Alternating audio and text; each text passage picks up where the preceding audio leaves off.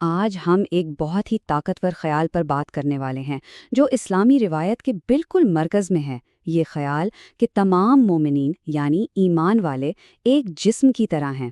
اب یہ صرف کوئی خوبصورت جملہ نہیں ہے، بلکہ یہ ایک ایسا گہرا اصول ہے جو ہمیں سکھاتا ہے کہ ایک مثالی کمیونٹی کیسی ہونی چاہیے۔ ذرا ایک لمحے کے لیے سوچئے، اگر ایک انسان کی تکلیف کو پوری کی پوری کمیونٹی محسوس کرنے لگے تو کیسا ہوگا؟ یہ کوئی خیالی بات نہیں ہے، بلکہ یہ اس گہرے روحانی اصول کی بنیاد ہے جو ہمیں سکھاتا ہے کہ حقیقی ہمدردی اور اتحاد آخر ہوتا کیا ہے۔ اور یہ ہے وہ خوبصورت مثال جس کے گرد ہماری آج کی ساری بات گھومے گی۔ یہ پیغمبر اسلام حضرت محمد صلی اللہ علیہ وآلہ وسلم کا ایک قول ہے جسے حدیث کہتے ہیں، اور یہ معاشرتی ہم آہنگی کا ایک ایسا زبردست نقشہ پیش کرتا ہے جس کی مثال ملنا مشکل ہے۔ تو چلیں اس کو تھوڑا اور گہرائی میں جا کر سمجھتے ہیں۔ دیکھیے، اس طاقتور نظریے کو دو الگ الگ لیکن ایک دوسرے سے جڑی ہوئی بہت ہی یادگار مثالوں کے ذریعے سمجھایا گیا ہے۔ تو پہلی مثال ہے ایک جسم والی۔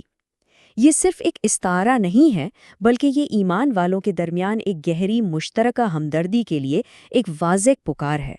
اس کا مطلب یہ ہے کہ درد صرف ایک فرد تک محدود نہیں رہتا، بلکہ وہ پورے سماجی جسم کا درد بن جاتا ہے۔ اور پھر آتی ہے دوسری مثال، کمیونٹی ایک مضبوط عمارت کی طرح ہے، جہاں ہر شخص ایک اینٹ کی طرح ہے جو پوری عمارت کو سہارا دیتا ہے۔ یہ باہمی تعاون اور ایک دوسرے پر انحصار کی اہمیت کو ظاہر کرتا ہے، کیونکہ ایک اینٹ کے بغیر بھی عمارت کمزور پڑ جاتی ہے۔ اچھا، تو سوال یہ پیدا ہوتا ہے کہ نبی کی ان مثالوں کی بنیاد کہاں ہے؟ اس کا جواب ہمیں اسلام کی مرکزی کتاب قرآن مجید میں ملتا ہے۔ چلیں دیکھتے ہیں کہ یہ تصورات آپس میں کیسے جڑے ہوئے ہیں۔ قرآن میں ایک آیت ہے جسے آیت اخوت بھی کہتے ہیں۔ یہ ایمان کی بنیاد پر ایک خاندان کا اصول قائم کرتی ہے، جہاں تمام ایمان والوں کو بھائی قرار دیا گیا ہے۔ یہی وہ بنیاد ہے جس پر جسم اور عمارت کی مثالیں کھڑی ہیں۔ اچھا، تو یہ جو بھائی چارے کا تصور ہے، اس کو جب ہم عالمی سطح پر دیکھتے ہیں تو ایک اور لفظ سامنے آتا ہے، امت۔ امت کا مطلب ہے تمام ایمان والوں کی عالمی برادری، جہاں نسل، زبان یا قومیت کی سرحدیں ایک مشترکہ عقیدے کے سامنے کوئی معنی نہیں رکھتیں۔ تو اب آپ دیکھیں، جو ایک جسم والی مثال ہے نا، وہ بالکل ٹھیک سمجھاتی ہے کہ امت کو اصل میں کیسا ہونا چاہیے۔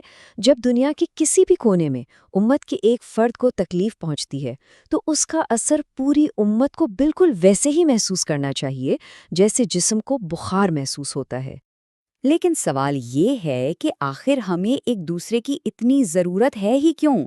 اس اجتماعی زندگی کو اتنا اہم کیوں سمجھا جاتا ہے؟ چلیں اس کے پیچھے جو فلسفہ ہے اس پر ایک نظر ڈالتے ہیں۔ مسلم جیسے بڑے بڑے اسلامی فلاسفرز نے یہ دلیل دی کہ انسان اکیلا رہ ہی نہیں سکتا۔ ہم فطری طور پر سماجی مخلوق ہیں۔ تنہائی میں نہ تو ہماری بقا ممکن ہے اور نہ ہی ہم اپنی صلاحیتوں کو پوری طرح استعمال کر سکتے ہیں۔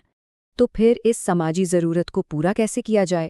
اس کے لیے ایک تصور ہے تعاون کا، یعنی ایک دوسرے کی مدد کرنا۔ یہ صرف مدد نہیں، بلکہ نیکی اور اچھائی کے کاموں میں ایک دوسرے کا ساتھ دینا ہے، اور یہی وہ چیز ہے جو محبت اور پیار کے رشتوں کو مضبوط کرتی ہے۔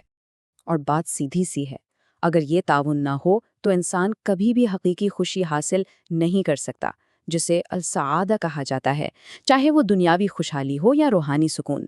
ہماری کامیابی ایک دوسرے سے جڑی ہوئی ہے۔ اچھا جی، تو یہ تو ہو گئی ساری تھیوری، لیکن اصل سوال تو یہ ہے کہ ان اصولوں پر عمل کیسے ہوتا ہے؟